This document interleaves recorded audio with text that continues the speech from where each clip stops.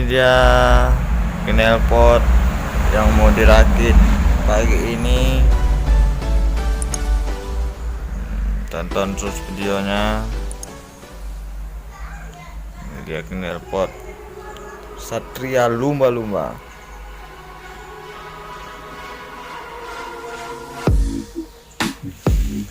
Knalpotnya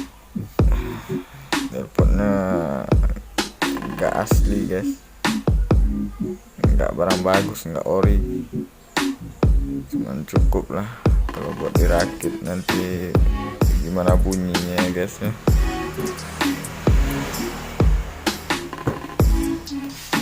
Oke.